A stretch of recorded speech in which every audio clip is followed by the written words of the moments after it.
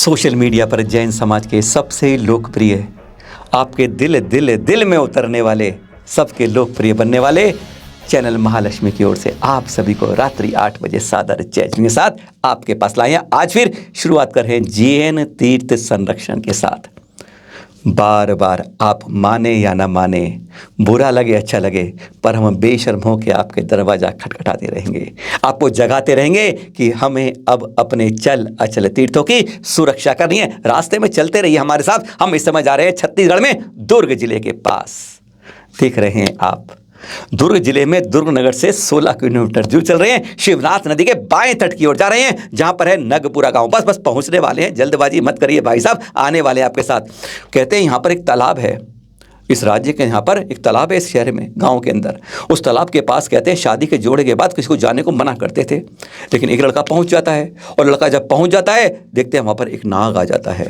नाग पीछा नहीं छोड़ता, वो चक्कर लगाता रहता है, नाग पीछे छोड़ता नहीं, और होता रहता है कि वो आदमी पत्थर बन जाता है, और लोग कहते हैं नाग देवता बन गया, ऊपर फन चढ़ गया। बस उसी मंदिर की बात कर रहे हैं जहाँ पर ये मूर्त है, नाग देवता। पहले इस बोर्ड को देख लीजिएगा। यह बोर्ड जैन समाज ने नहीं लगाया, गांव वालों ने नहीं लगाया, समाज ने नहीं लगाया, यह पुरातत्व विभाग ने लगाया, क्योंकि यह बहुत प्राचीन मंदिर है भाई साहब, जहाँ पर वो नाग देवता बैठे हैं। अंदर चलेंगे, आपके बाद दर्शन करेंगे, दिखाएंगे वो भी, पर ये पहले पुरातत्व बोर्ड एंट्री पर पढ़ लीजिए। इसको पढ़ते ही आंखें खुल जाती हैं, कुछ रोंगटे भी खड़े हो जाते हैं, और कई बार जब अंदर जाते हैं उससे पहले बहुत मन करता है अंदर कैसे नाग देवता हैं, जो कहते हैं आज भी जब मांगलिक जोड़ा आता है ना, तो सबसे पहले दर्शन यही करते हैं। कोई शुभ काम करना होता है तो सबसे पहले यही माथा टेकते हैं। गांव वालों में आज भी यह परंपरा है, और बहुत ज़्यादा लोकप्रिय है ये। अंदर आ गए आप, हम भी आ गए आपके साथ। अरे ये क्या है, नाग देवता फन के साथ, पर दिखते हैं ये तो पार्श्वनाथ। बस यही तो हम आपसे कहते हैं। कुछ बार जैन समाज के कुछ लोग आए भी, देखते रहिए आप इस नाग देवता जी को, आपको लगेगा कहीं 23वें तीर्थंकर की बदली है रूप नहीं है, ये तो पार्श्वनाथ स्वरूप है, जीवंत पद्मासन स्वरूप में, जैसे हमसे बोलना चाहती हो प्रतिमा, पर उसको कहते हैं ये नाग। गांव वालों को समझाया कि जैन प्रतिमा है, पर हमने इतना अवेयरनेस नहीं कर पाए कि इसको वह दिगंबर जैन संप्रदाय के अनुसार इसको पूजे, प्रतिष्ठित करें, माने। क्योंकि हम आते हैं, हम अपनी मूर्ति ले जाएंगे, बस यही कर पाए। वो कहते नहीं, हम तो बरसों सैकड़ों वर्षों से इस प्रतिमा को पूजते आ रहे हैं। अरे गाँव में जब ऐसा हुआ था, कहानी वही सुना देते हैं जो हम आपको सुनाते। पर एक बार गणपत जी से, जो बहुत प्राचीन है, उनसे यह कथा सुन भी लीजिए। नागदेव मंदिर की कहानी बहुत पुरानी है। कहा जाता है कि एक यहाँ पर एक तालाब है हमारे गांव में, उस तालाब को उन्हीं लोगों ने खुदवाया था जी। और अब हिंदू परिपाटी के अनुसार कोई भी तालाब जो बनवाता है, उस तालाब का शादी करते हैं जी। तो शादी में प्रायः पति पत्नी वहाँ बैठते हैं। तो उस शादी में, तालाब की शादी में, अपने लड़कों को जाने के लिए मना किया था जी। लेकिन वो नहीं माने, और शादी जहाँ वहाँ चल रही थी, उसी अवसर पर वो वहाँ पहुँच गए। तो ऐसा बताते हैं कि सर्प जो है उनको दौड़ाया बताते हैं जी। तो दौड़ते इधर उधर दौड़ा उससे बचने के लिए, लेकिन वो बच नहीं सका। उसको एक थकावट आई, और वो एक पीपल पेड़ के नीचे बैठ गए।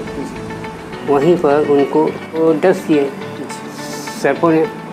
पाँच सर्प थे, तो वो पत्थर का हो गया, और उसकी मूर्ति जो है एक जगह यहाँ नगपुरा में है। और उसके बाद अब यही उसकी कथा का अंत है। हम लोग उसे नाग देवता के नाम से मानते आ रहे हैं, आज तक मान रहे हैं नाग देवता के नाम से। सुना आपने गणपत जी से? ध्यान रखिए, आप स्वरूप कोई भी बदल लें, पर उस प्रतिमा का, उस तीर्थंकर का अतिशय कभी खत्म नहीं होता। तब उन्हें बाबा कहो, उन्हें नाग बाबा कहो, उन्हें बड़े बाबा कहो, इन्हें गांव के बाबा कहो, कुछ भी कह दो, पर वह तीर्थंकर प्रतिमाएं आज भी अतिशय दिखाती हैं। कहते हैं जब यहाँ गांव में शादी होती है ना, तो सबसे पहले दूल्हे या दुल्हन को हल्दी लगती है, पहले प्रतिमा पर हल्दी लगाई जाती है। कहीं पर कोई शुभ काम होता है तो सबसे पहली भेंट इन्हीं को चढ़ाई जाती है। आप कहें पारस प्रभु, वो कहते हैं नाग देवता। फर्क इतना ही है, शब्दों का फर्क रह गया है। जैन समाज की कमेटी को आना चाहिए, समाज को यहाँ पर आके गांव वालों को जागृत करना चाहिए। हे भाई, यह नाग देवता कहते हो जिन्हें, ये 23वें जैन तीर्थंकर पारसनाथ हैं, और इनकी पूजा मानने इस तरह करोगे तो आपको जो लाभ मिलता है, जो वरनाएं मिलती हैं, वह कई गुना मिलेंगी। ऊर्जा को सही रूप से इस्तेमाल करो, अतिशय को सही तरीके से देखो, फिर चमत्कार देखो, चमत्कारों की मूसलाधार होगी। हम यही कहना चाहते हैं और आपसे बार बार कहते हैं, इसी तरह के तीर्थों को उजागर करना है आपको। कहां कौन सा तीर्थ हमारा इस तरह मिट रहा है, बदल रहा है, बस यही तो आपसे मांग रहे हैं। इन 4 माह के अंदर एक रिपोर्ट बनाइए, देख लीजिए जरा। तो हाँ, करें शुरुआत, कुछ नई बात। संकल्प जैनों का कभी टूटे ना, कोई तीर्थ छूटे ना। जैन तीर्थ संरक्षण, जी हाँ, जैन तीर्थ संरक्षण की जागरूकता फैलाएं और पुरस्कार पाएं टुडे टी द्वारा। सबसे खास बात, यानी जो भी भाग लेगा वह इनाम यानी गिफ्ट हैम्पर जरूर जीतेगा, और साथ में मिलेगा सर्टिफिकेट, यानी टुडे टी घर पर भेजेगा गिफ्ट हैम्पर। और जान रहे, यहाँ 1 नहीं 2 नहीं 3 तरह की प्रतियोगिताएं हैं। पहली क्या है, कलम के राजा बनिए। जी हाँ, अपनी लेखनियों में सृजनात्मक ढंग से किस तरह से आप जैन तीर्थों को सुरक्षा के उपाय बता सकते हैं, पॉइंट्स में बताइए।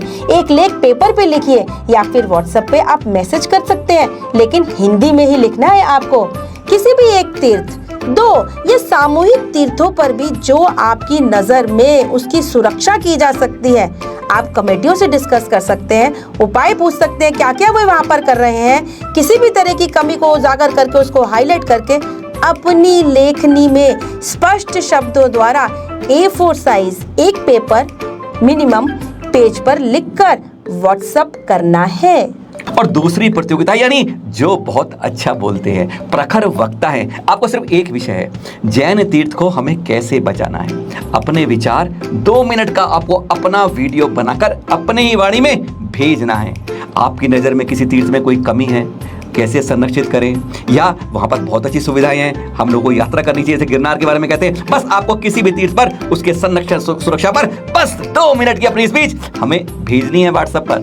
और तीसरा है कैमरे से तीर्थ यात्रा। जी हाँ, जैन तीर्थ दर्शन करने हैं आपको। शाश्वत कीजिए, अतिशय कीजिए, सिद्ध क्षेत्र कीजिए, कोई भी यात्रा कीजिए, वहाँ पे कोई कमियां दिखती हैं, सुविधाएं मांग रही है, कोई जीर्णोद्धार होना है, स्वयं से आपको वीडियो बनानी है, कोई भी गूगल पेस्ट नहीं चलेगा, पर वहाँ की लोकेशन, तीर्थ का फुल विवरण आपको उस वीडियो में बोलकर ही भेजना है। वीडियो से बनाएंगे तीर्थ यात्रा दर्शन। बस समझ लीजिए, आप तीनों प्रतियोगिताओं में किसी में भाग लीजिए, पर कोई जानकारी लेनी है, कुछ समझना है, बूझना है, कहाँ भेजना है, बस एक ही नंबर याद रखिए, 9717494975। बस अपराजिता दीदी से कांटेक्ट कर लीजिएगा। और ध्यान दें, आपको अपना नाम, पूरा पता, पिन कोड के साथ, मोबाइल नंबर के साथ कहाँ भेजना है, जो अभी बताया, 9717494975, या फिर आप ईमेल भी कर सकते हैं, लेकिन भेजना होगा तो ओनली व्हाट्सएप। आपको एक आईडी नंबर मिलेगा और यही आपकी पहचान है, क्योंकि उसी से तो पुरस्कार मिलेगा। भाई 3 पुरस्कार हैं, 3 प्रतियोगिता है, यानी हर के अंदर 3 फर्स्ट प्राइज, 3 सेकंड, 3 थर्ड। पहला 3100 रुपए, दूसरा 2100 रुपए, तीसरा 1100 रुपए मिलेगा टुडे टी की ओर से।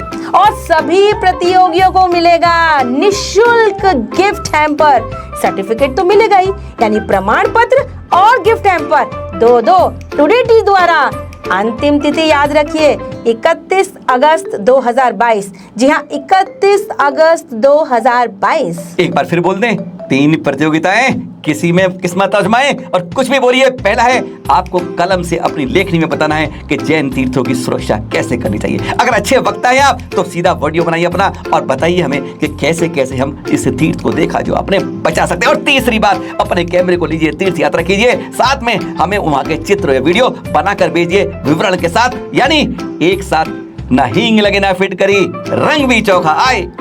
तो संकल्प जैनों का टूटे ना, कोई तीर्थ छूटे ना, यह फैलानी है जागरूकता हम सब जैन भाई बहनों को। जय जिनेंद्र।